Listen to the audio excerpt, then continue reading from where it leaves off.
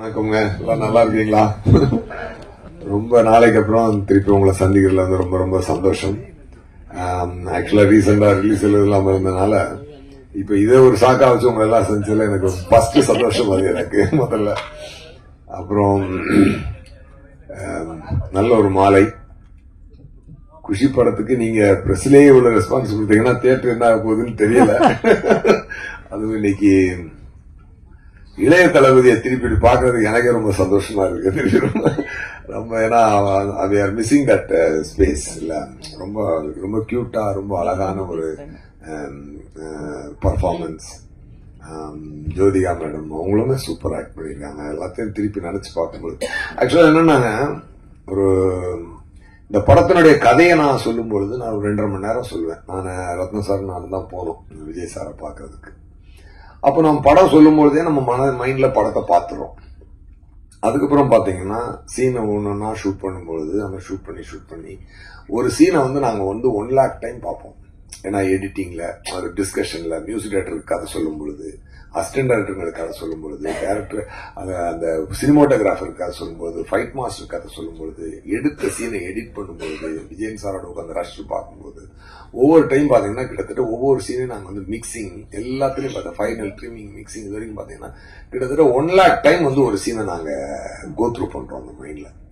So அப்ப பார்த்து இருக்கும்பொழுது படம் ரிலீஸ் ஆகுறதுக்குள்ள வந்து பாத்தீங்கன்னா அந்த டைரக்டருக்கு இந்த படம் வந்து என்னது நல்லா இருக்கா நல்லா இல்லையா அதுவே மறந்துடும். அந்த அளவுக்கு நாங்க நம்மாயிடுவோம். ஏன்னா ஒரு 100 தடவை பார்த்த ஒரு சீனால நம்மாயிடுவோம். அதனால அதுக்கப்புறம் தியேட்டர்ல ஆடியன்ஸோடு போய் ஆடியன்ஸ் ரசிக்கிறதும் கைத்தட்டுறதையும் பார்த்து ஓ பரவாயில்ல நம்ம நினைச்சது கரெக்டா இருக்குது அப்படின்னு தான் பார்க்க முடிஞ்ச வழியாக ஒரு ஆடியன்ஸா நான் ஒரு மேக்கர் வந்து அந்த படத்தை என்ஜாய் பண்ணவே முடியாது. ஒரு ஆடியன்ஸ் ஏன்னா ஆடியன்ஸ் வந்து ஃப்ரெஷ் மைண்ட்ல வருவாங்க. அவங்களுக்கு எதுவுமே தெரியாது. ஒரு ஆடியன்ஸா ஃபர்ஸ்ட் என்ஜாய் பண்ணுவாங்க.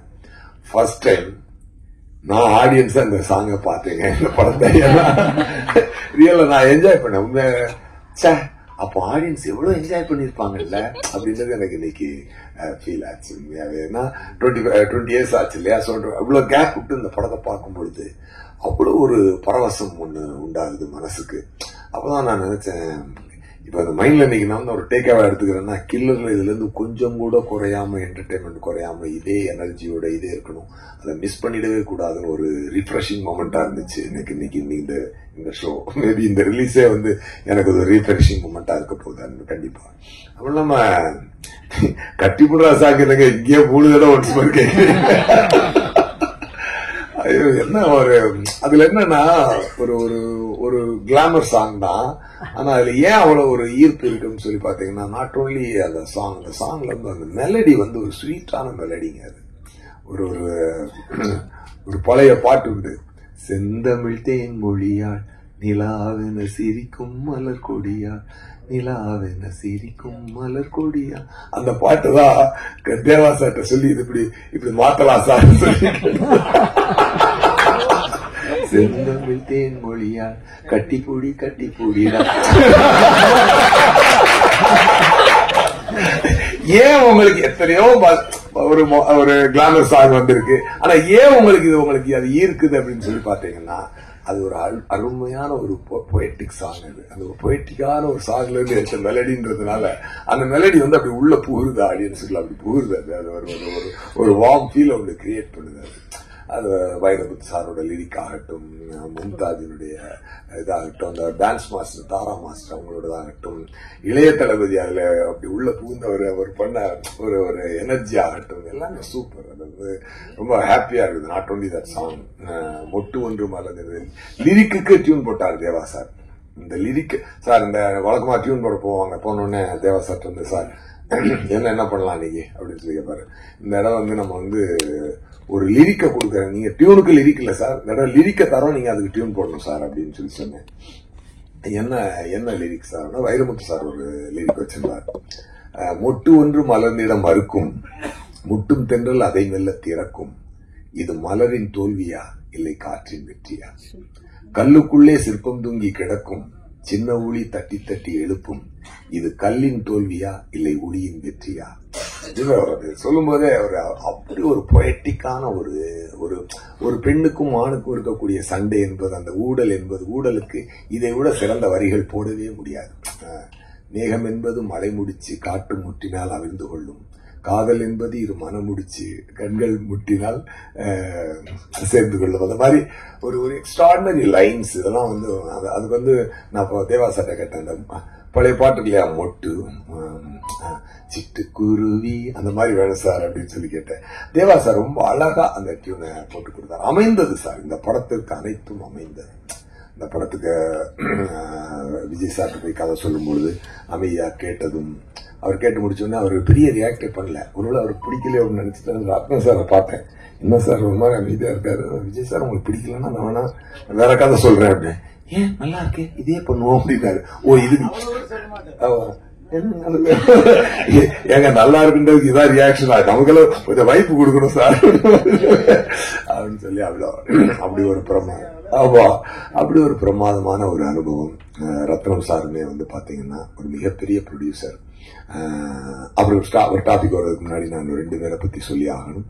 ஒன்னு மறைந்த அமரர் ஒளிப்பதிவாளர் ஜீவா சார் இன்னைக்கு இந்த படத்துக்கு இப்படி ஒரு அருமையான விஷுவல்ஸ் கொடுத்திருக்காருன்னு சொல்லி சொன்னா டெஃபினட்டா அவர் ஒரு கணத்தில் நான் நினைத்து பார்க்கிறேன்.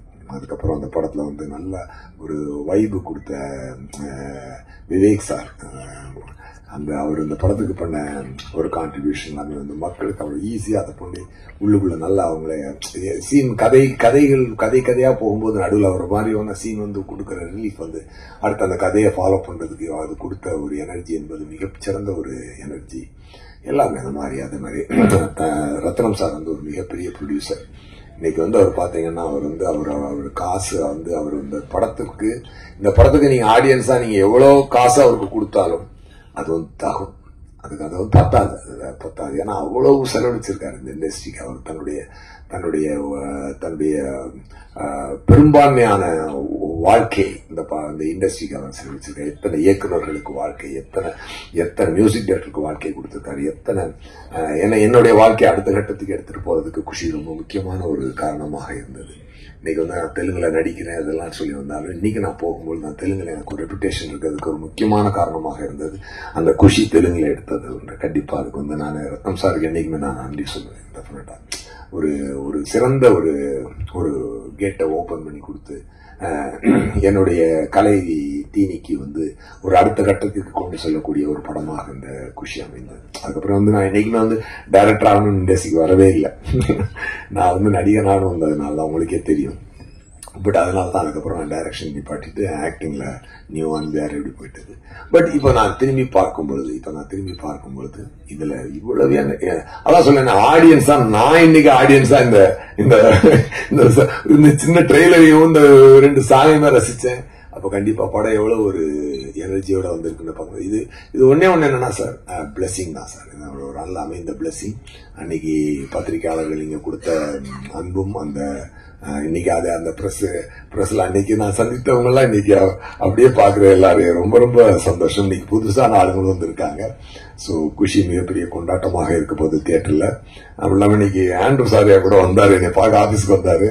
வந்தவுடனே அப்புறம் ஆண்ட்ரூ சார் அதுல இப்போ என்னை வச்சு வதந்தின்னு ஒரு வெப் சீரிஸ் பண்ணாரு. அது நல்ல ரீச் ஆச்சு பிரைம்ல. அதுக்கப்புறம் கொலைகாரன் டைரக்டர் என்னுடைய அசிஸ்டன்ட் அவரு. சோ வாலியில இருந்து என் கூட அசிஸ்டன்ட் ஒர்க் பண்ணாரு. சரி வந்தாரு, சார் வாங்க சார் குஷி ஈவெண்ட் தான் போலாம் அப்படின்னு சொல்லிட்டு. ஏன்னா எனக்கு தெரிஞ்சு ரீரிலீஸுக்கு தான் ஃபர்ஸ்ட் பிரஸ் மீட்னு நினைக்கிறேன். இல்ல ஃபர்ஸ்ட் பிரஸ் மீட். அதுவே ஒரு நல்ல ஒரு அருமையான ஒரு ஹிஸ்டாரிக்கல் மொமெண்ட் தான் இது. டெஃபினட்டா அதுக்கு வச்சிருக்கேன். ஓ சூப்பர் சூப்பர் சூப்பர் சூப்பர். அதுவும் சூப்பர் படம் தான். அதனால சந்தோஷம். எனவே சக்தி சார் சக்தி பிலிம் ஃபேக்டரி அதுல ரிலீஸ் பண்றாரு. அவருடைய இதுல உங்களுக்கு வாழ்த்துக்கள் சார். டெஃபினட்டா அது என்னன்னா அவர் ஜஸ்ட் அவர் இது ஒரு டிஸ்ட்ரிபியூட்டரா மட்டும் தொடல. அவர் ஒரு ஃபேன் பாயா, ஒரு லவர் பாயா அவர் இந்த படத்தை குஷி அவர் எங்களோட மனசுல இருந்து சந்தோஷமா அவர் எடுத்துக்கொண்டு வந்திருக்காரு. அதை I can feel it sir. அது உங்களுடைய எனர்ஜி என்னால ஃபீல் பண்ண முடியுது. ரொம்ப ரொம்ப சந்தோஷம். அப்புறம் நம்ம குஷி படத்துடைய பைனான்சியர் ரமேஷ் அவருடைய ஃப்ரெண்டு நம்ம முருகன் சார், அவரும் இங்க வந்திருக்காரு. அவரும் தயாரிப்பாளர். இண்டஸ்ட்ரியில எவ்வளவு வளர்ச்சிகள், எத்தனையோ பேருக்கு ஒரு பாதையாக இருந்த குஷி நமக்குமே இன்னைக்கு இது ஒரு ரீஃப்ரெஷிங்கா பார்க்கும்பொழுது இனிமே இந்த மாதிரி நல்ல மக்களுக்கு வந்து அந்த சாங்ஸ், அந்த எனர்ஜியான சாங்ஸ், அதெல்லாம் மேகம் கருக்குது அந்த பாட்டு எல்லாமே ஸோ மக்கள் பயங்கரமா என்ஜாய் பண்ண போறாங்க. டெஃபினட்டா எவர் கிரீன் மூவி குஷி. அது இறைவன் கொடுத்த ஒரு வரம், இறைவன் கொடுத்த ஒரு அமைப்பு, நல்ல நல்ல விஷயங்களாக சேர்ந்து அமைந்தது. அப்படி ஒரு அமைப்பு வந்து ரொம்ப ரேரா தான் முடியும். அது ஒரு ரொம்ப சந்தோஷமா இருக்கு. Thank you so much. சாங் வந்து எப்பவுமே வந்து இந்த ரெக்கார்டிங்லயே தெரிஞ்சிடும், அது ஒரு வைப் வந்துடும் அந்த ரெக்கார்டிங்ல. ஏன்னா எதுவுமே மனசுக்கு உள்ள ஹிட் ஆகாம, உள்ள எனர்ஜி ஏத்தாம ஒரு விஷயத்த நாங்க பண்றதே கிடையாது. சோ அதான் சொல்றேனே, அந்த கிரியேட்டிங் ஏரியால தான் நாங்க என்ஜாய் பண்றது. அது மொத்தமா ப்ராடக்டா வந்து நிக்கும் பொழுது ஒரு நாள் என்ஜாய் பண்ணுவோம், ஒரு நாள்ல நம்ம முகத்தே கண்ணாடியில பார்க்கும்போது சூர்யா நீ ரொம்ப அழகா இருக்கடா அப்படின்னு தோணும். ஒரு நாள் என்ன இவ்வளவு கேவலமா இருக்கும் அப்படின்னு தோணும். அந்த மாதிரி அது வந்து உணர்வுகள் மாறிக்கிட்டே இருக்கும். அதனால உண்மையா சொல்லணும் அப்படின்னு சொன்னா நான் உண்மையாவே சொல்றேன், நான் இன்னைக்கு ஆடியன்ஸா தான் குஷியை என்ஜாய் பண்ணி உட்காந்து பார்த்தேன் நான் இந்த சாங்குகளை பார்க்கும்போது. ஏன்னா நானும் டிவியில பார்த்துருந்தேன், டிவியில வந்துருச்சு, யூடியூப்ல பாக்குறோம், நம்ம யூடியூப்ல சோனியில கனெக்ட் பண்ணிட்டு அப்படி பாக்குறோம். அப்பெல்லாம் அது பெரிய ஸ்கிரீன்ல பார்க்கும்போது இன்னும் அதோடைய டெஃபினட்டா ஆடியன்ஸ் அதை என்ஜாய் பண்ணுவாங்க. நீங்க கேட்ட கொஸ்டின் எனக்கு புரியுது. பட் என்னன்னா இல்ல அதாவது என்னன்னா நாங்க எது பண்ணாலும் ஹிட் ஆகும் அப்படின்னு நம்பிக்கை எப்பொழுதுமே உண்டு. அது என்னன்னா நமக்கு உள்ள ஹிட் ஆயிடுச்சுனாலே அது ஹிட் ஆயிடும், அவ்வளவுதான். அதனால அது வந்துதான். பட் உண்மையா அன்னைக்கு என்ஜாய் பண்ணதை விட நான் இன்னைக்கு தான் ரொம்ப என்ஜாய் பண்ணேன். அதான் உண்மை. உங்க கொஸ்டினுக்கு அதான் ஆன்சர்.